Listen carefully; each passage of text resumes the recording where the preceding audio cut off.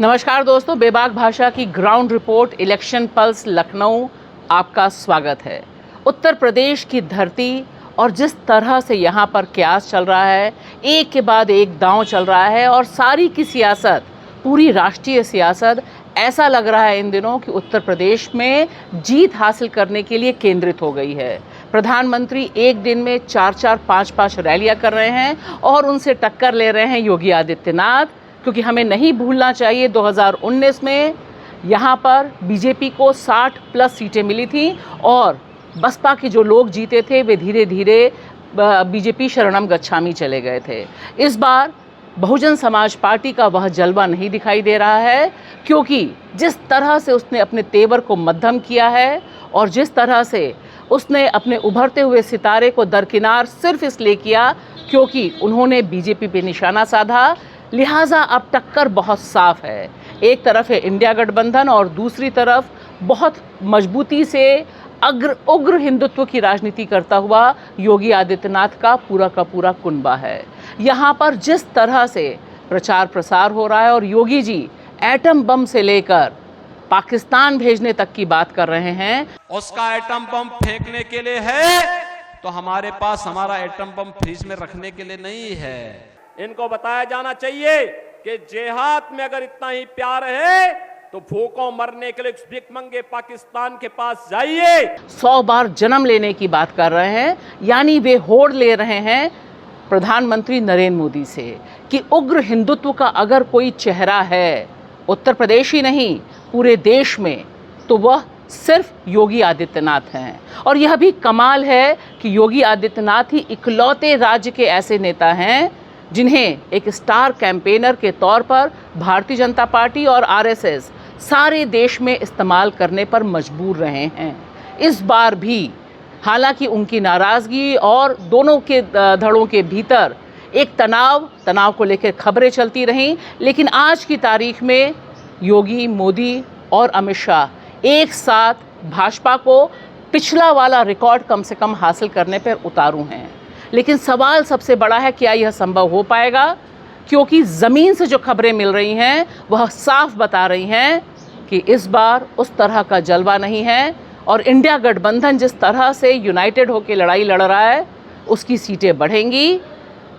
उच्च स्तरीय सोर्सेस का भी कहना है कि पूरा का पूरा जोर लगाने के बाद भी 50-52 तक ही पहुंच सकता है भाजपा का जीत का सफ़र। लिहाजा बहुत ज़रूरी है ज़मीन से उठ रहे स्वरों को सुनना, एक्टिविस्ट को सुनना, तमाम पॉलिटिकल एनालिस्ट को सुनना, लेखकों को सुनना। आइए मेरे साथ टटोलिए कि क्या कह रहा है ज़मीन का ताप। ये चुनाव मैं समझती हूँ जिस अब तक कितने चुनाव उम्र की इस मंजिल में हूँ, कितने चुनाव देखे हैं, लेकिन इस चुनाव से ज़्यादा इम्पोर्टेंट मैंने कोई चुनाव नहीं देखा है। ये हमारा एक बहुत ही खास मोड़ पर है हम, जब ये चुनाव हो रहा है। ये बहुत कुछ डिसाइड करेगा ये चुनाव हमारे आगे के, खास तौर से मैं बीइंग लेडी और बीइंग माइनॉरिटी मैं कह रही हूँ कि बहुत कुछ हमारे इस चुनाव के नतीजों के पर डिपेंड करता है। हम यही चाहेंगे कि जो जनता के हक में हो, जो जनता की भलाई के लिए हो, वही लोग जीत कर आए, वही लोग साथ हम यहाँ देखना चाहते हैं सत्ता में, कि जो जनता के बारे में सोचते हैं और कुछ लोगों के बारे में नहीं सोचते। असल में कुछ और है नहीं दिखाने के लिए, इतना कुछ भी कहीं पर सब कुछ यही हुआ कि बेचा, सारी चीजें जो पब्लिक डोमेन की थी वो सब बिकती रही। तो अब यहीं पर आके ये सबसे ज्यादा डर दिखाया जा रहा है मेजॉरिटी को कि अगर हम नहीं आए तो देखो आपका धर्म संकट में पड़ जाएगा। इन्होंने अपनी पूरी कोशिश तो की कि पासमानदा वाला एंगल लाके शायद इनको बड़ा वोट मिल जाएगा। इन्होंने ये सोचा था कि 3 तलाक में इनको कामयाबी मिलेगी, बहुत से वोटर कन्वर्ट हो जाएंगे, वो नहीं हुआ। फिर ये एक दूसरा बड़ा दांव है कि पासमानदा कन्वर्ट हो जाएगा। हालांकि कुछ पासमानदा लोग जा सकते हैं इनके साथ, लेकिन वो बहुत बड़ा कोई रोल प्ले कर पाएगा ऐसा हमको नहीं लगता। हाँ, मुसलमान को लेके जो इनके आंसू है हर वक्त और मुल्क को लेके ये बांटेंगे नहीं, हम अपने ऊपर इल्जाम ले, तो भाई 900 चूहे खाए, अब बिल्ली हज को जा रही है तो उस बिल्ली या बिल्ले पे कौन यकीन करेगा। सफाई कर्मचारी के बीच में तो सफाई कर्मचारियों का शोषण हो रहा है। 6 से 7 हजार रुपए सैलरी दी जा रही है, 8 घंटे का काम लिया जा रहा है, सुबह 6 बजे से 2 बजे तक। उसमें बीच बीच में सफाई कर्मचारियों को, जैसे कि कोई नेता आ रहा है तो उसमें भी सफाई करना है, किसी की पार्टी होनी है तो उसमें भी सफाई होना है। कर्मचारियों को चोट लग जाती है, बुखार आ जाता है तो 8 हजार रुपए से ज्यादा वो उसका कर्ज, अस्पताल में कर्जा हो जाता है। ऐसी ऐसी बातें कही जा रही हैं सिर्फ इसीलिए कि ये ध्रुवीकरण हो, किसी तरह जितना ज्यादा ध्रुवीकरण होगा इतना ही इनका फायदा होता है। तो बस आपको अभी तक के बहुत, मुझे तो बहुत, मेरे जितने आसपास के लोग हैं, जितना मैं पढ़ती हूँ, जितना जानती हूँ, उसमें तो मुझे बहुत होप दिखती है। मैं जितना सुनती हूँ वीडियोस वगैरह बहुत सारे, तो उसमें तो मुझे लगता है यूट्यूब पर, लेकिन अब आगे का तो कुछ भी नहीं कह सकती क्योंकि मैं इतना नहीं घूमती हूँ। तो बस सिवाय आशा करने के, आशा है, उम्मीद है। मध्य प्रदेश, उड़ीसा की राजधानी, मिजोरम की धरती से, कश्मीर से, हरियाणा की जमीन में, जुहू बीच, मुंबई, हैदराबाद से।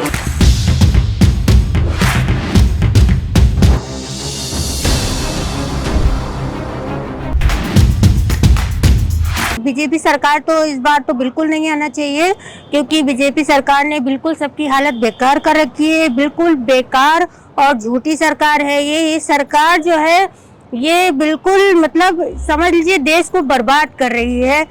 कोई भी व्यवसाय, कोई भी इतनी बेरोजगारी है, इतनी ज़्यादा बेरोजगारी है कि लोग इधर उधर भटक रहे हैं, शिक्षा का कोई प्रबंध नहीं है। पानी पी पी के मुसलमानों को कोसते रहे, उन्हें साइड लाइन करते रहे, कभी वो कपड़ों से पहचान रहे, कभी उनकी जुबान से पहचान रहे हैं, ये करते रहे लगातार। लेकिन इस मोमेंट पे उनको लगता है कोई जो हम तरीका अपनाए और हम किसी तरह ये इलेक्शन को जीत लें, और उनका मुसलमान से कोई मतलब नहीं है, उनको किसी तरह ये चुनाव जीतना है। तो अब किसी भी बेइज्जती के लिए वो पूरी तरह से तैयार है। चुनाव तो ये प्रचार तो सरकार की तरफ से बहुत जोरदार चल रहा है, और दूसरी पार्टियां भी, विपक्षी पार्टियां भी अपना प्रचार पूरी तरह कर रही हैं।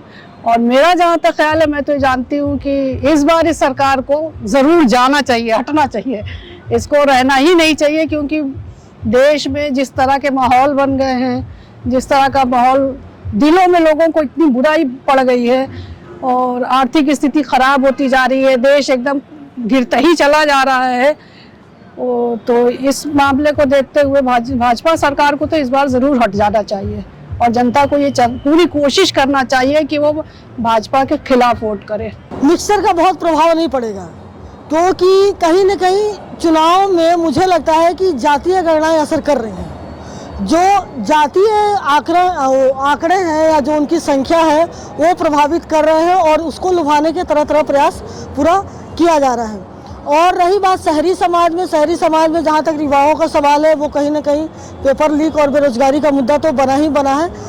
जो मेन सत्ताधारी कहता है कि हमारे पास कोई मुद्दा नहीं है, लेकिन ये मुद्दे बहुत तेजी से खड़े हुए हैं और उसके साथ लोग हैं।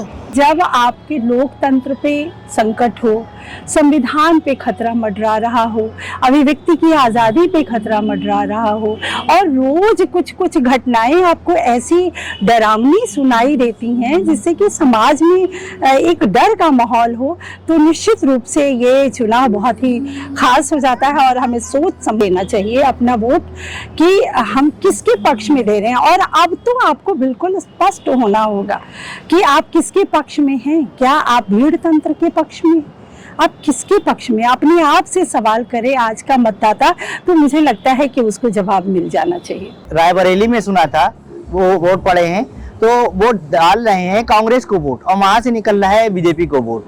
तो वहां पर भी खाली टिक लगा रहे हैं। बैलेट पेपर पर पहले मोहर लगाते थे, मोहर लगा के ये हो कि आपका वोट पड़ गया। आप पेन से टिक लगा रहे हैं, टिक लगा रहे हैं तो पेन का जो वो रंग है वो तो मिट ही जाएगा, इतना वो मुसलमान से मोहब्बत करते, ये मुल्क की कौमी यकजहती को समझते, तो कम से कम इंसान अपनी पार्टी में टिकट तो दे सकता है, अपनी पार्टी में लोगों को तो ले सकता है, रिजर्वेशन कम से कम अपनी पार्टी के भीतर तो कर सकते हैं जिसकी हम बाहर वकालत करते हैं। जब आपने वो किया ही नहीं और खाली किसी मंच पे चल के आप बोलने लगे या आप अपने आंसू बहाने लगे, तो इससे मुसलमान के ऊपर तो कोई असर नहीं पड़ेगा। मंदिर बनाया है तो मंदिर में हम क्या करेंगे? वहाँ जाकर मंदिर से कोई शिक्षा तो प्राप्त नहीं कर सकते। हमें पढ़ना है, पढ़ के आगे बढ़ना है, आगे बढ़ के कुछ बनना है अपने लिए, तो मंदिर बनाने का तो कोई तुक ही नहीं होता है। वो हर जगह मुसलमानों के विरोध में ही बोल रहे हैं, वही माहौल बना रहे हैं। उनका बस यही है कि हिंदुओं को बहुमत को अपनी तरफ करने के लिए मुसलमानों को जब तक लड़ाएंगे नहीं दोनों को, तब तक उनकी पार्टी उनका साथ नहीं देगी। ये हुआ था ब्रजभूषण का, तो उस समय भी ये उतनी ही हेकड़ी में थे और कोई कुछ नहीं बिगाड़ पा रहा था, क्योंकि ऊपर से मिला हुआ है जो स्वयं सत्ता में ही है, उसका कोई क्या बिगाड़ सकता है। और आज भी उनको जरा भी इस बात का अफसोस नहीं है, जरा अफसोस नहीं है, बल्कि ये कह रहे हैं कि हमारा तो चलो पार्टी तो हमारी बहुत अपनी है, बहुत खास है, क्योंकि भले मुझे नहीं दिया, मेरे बेटे को तो दिया। तो पार्टी में ऐसे ऐसे लोग हैं जिनको इतना अखंड विश्वास है कि वो इस तरह की हरकतें करते रहेंगे। 2013 से हम वोट डालते हुए आ रहे हैं और अभी हमारा पिछले साल वोट ही नहीं आया। हमारे घर में करीब 9 लोग हैं, 9 लोग में से केवल 3 लोगों का वोट आया, 6 लोगों का वोट नहीं आया। और पूरे मोहल्ले में कम से कम 90% लोग का वोट ही नहीं आया है। उन्होंने मुसलमानों को बहुत तंग किया है। आप देखिए नौकरियों में वो इंटरव्यू जहाँ पे एक भी मुसलमान लड़के लड़की ने अप्लाई किया होता है, वो किसी तरह हायर एजुकेशन में, ये मिडिल उसमें, और वो बाहर कर दिया जाता है। तो जब आप हमें नौकरियों से अलग कर देंगे, आप हमें लोन नहीं देंगे, आप नेगेटिव जोन और रेड जोन बना देंगे मुस्लिम इलाकों को, उनके रोजगार को खड़े होने नहीं देंगे, उन्हें मजदूर बना देंगे, तो कौम कैसे तरक्की करेगी? और सारे इनके कार्यकर्ता जितने हैं, संगठन के लोग जितने हैं, वो सब आपस में मुस्लिम के खिलाफ ही बोलते रहते हैं, हेट स्पीच देते रहते हैं, लेकिन किसी के खिलाफ कोई एक्शन नहीं होता है। आज तक किसी के खिलाफ कोई एक्शन नहीं हुआ। विरोधी कुछ भी बोलेंगे तो फौरन एक्शन हो जाता है, लेकिन इनके खिलाफ कभी नहीं होता है। तो ये माहौल बनाया जा रहा है पूरा दोनों को डिवाइड करने के लिए। जिस तरह से वहाँ पे एबीवी के छात्र या और लोग समर्थन करते थे, उनकी बातें नहीं, खुद मेरे घरेलू रिश्तेदारों में भी बहुत लोग समर्थक थे। और पहले जिस तरह से पहली जो उनका चुनाव आया, मोदी की गारंटी, सब फेसबुक पे जिस तरह से वो रोटेट करते थे, आज वो चीज़ें नहीं दिखती हैं। तो मुझे खुद एहसास होता है कि क्यों लोग चुप हो गए हैं एकदम से। करिश्मा कब हो गया मोदी जी का? हाँ, तो करिश्मा कम नहीं हो गया उनका, वो जो करिश्मा वाला झूठ था, वो झूठ लोगों ने पकड़ लिया, इसलिए करिश्मा कम हो गया। कि मणिपुर वाला भी जब हुआ था और ये जो पहलवानों वाला हुआ था, बिल्कुल कॉमन औरतों को बोलना चाहिए था। भले सत्ता की लोग जब वो पत्रकार उनके पीछे जाते थे, भाग रहे थे, मुद्दा नहीं बना। मोदी जी तो बस खाली हिंदू मुस्लिम में लड़ाई लगवा रहे हैं और पेंशन का नाम निशान नहीं है किसी भी। जैसे आप उनके में कोई भी विधायक 5 साल के लिए बनेगा, उसकी पेंशन है, लेकिन कर्मचारी की पेंशन नहीं है। वो 20 साल काम करे, 30 साल काम करे, उसके लिए कुछ नहीं है। लोगों में गुस्सा बहुत है, महंगाई को लेके, बेरोजगारी को लेके, सिलेंडर की महंगाई को लेके। आमतौर पे राशन देखिए कोरोना के बाद कितना महंगा हो गया। तो ये सिर्फ मुसलमान का मुद्दा तो है नहीं। तो जो गुस्सा है, जो नाराजगी है, वो हिंदू में भी है, क्रिश्चियन में भी है, मुसलमान में भी, हर कौम में नाराजगी है।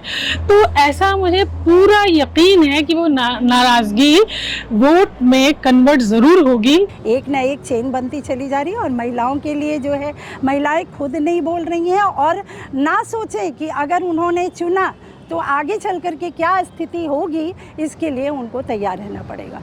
तो एक बात तो बहुत साफ है कि बीजेपी के लिए 10 साल के शासन के बाद भी सिर्फ और सिर्फ हिंदुत्व का कार्ड है, सिर्फ मुसलमानों से नफरत का कार्ड है, और अभी तक वह कुछ और बेचने के लिए अपने पैकेट में तैयार नहीं कर पाई है। लेकिन दूसरी तरफ जो महंगाई, बेरोज़गारी का सवाल है और जो अमन का सवाल भी है, वे तमाम तरह के प्रतिरोध के बावजूद, तमाम तरह की सरकारी अड़चनों के बावजूद वह स्वर उभर रहे हैं। साथ ही साथ लोग दबे स्वर में ही सही, लेकिन ईवीएम, वीवीपैट यानी वोटों की चोरी को लेकर भी आशंकित हैं।